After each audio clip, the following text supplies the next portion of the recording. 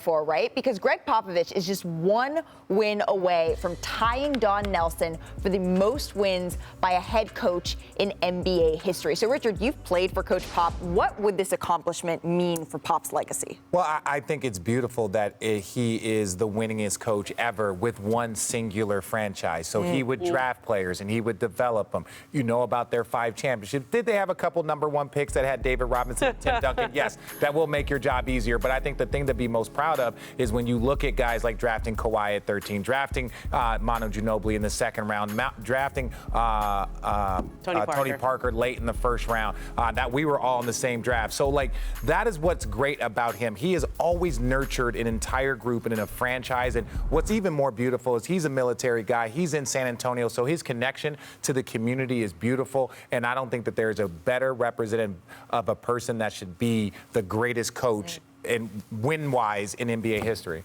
You know, we haven't heard all that much about this all year. I mean, there hasn't been a lot of nightly updates. How far is he away from that? And that's kind of on brand for Pop, right? Yeah. I remember I've been trying to write stories about Pop for years, and you go to San Antonio and you try to get him to talk about himself. Right. That's a non-starter. But I remember interviewing him at the finals once, and it was the year that they won after they had lost to the Heat in that really tough 7-game series. And you try to get him to talk about himself, and he wouldn't do it. But if you say, hey, tell me about Avery Bradley, and he would just open up. And I remember talking to Brett Brown at the time, who had been on his staff, and said, give me some stuff on Pop, right? And Brett said, well, listen, you got to do me if he comes off looking like, a big hero here, he's going to get mad at me. Like, everybody who knows Pop knows how much he does not like this limelight. He doesn't want it to be about himself. But there's a reason why people are so loyal to him for so many years, because he does create that military-type family amongst the Spurs and their players for a long time. Everybody who's played for him or coached with him, he's still in touch with. Right. Texting him all the time. Well, and Richard was noting earlier today how the NBA, no one really does fanfare and milestones like the NBA.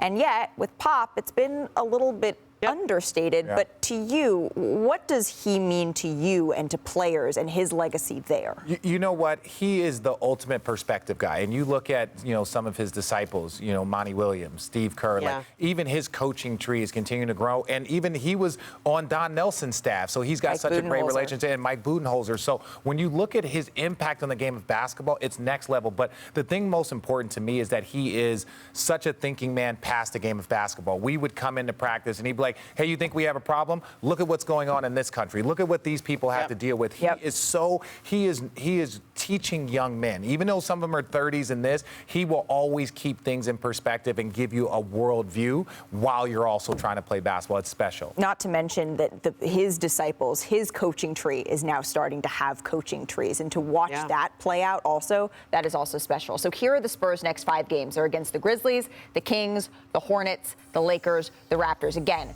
Coach Pop needs 1 to tie Don Nelson and then 1 more for most all time. Thank you for watching ESPN on YouTube. For live streaming sports and premium content, subscribe to ESPN+.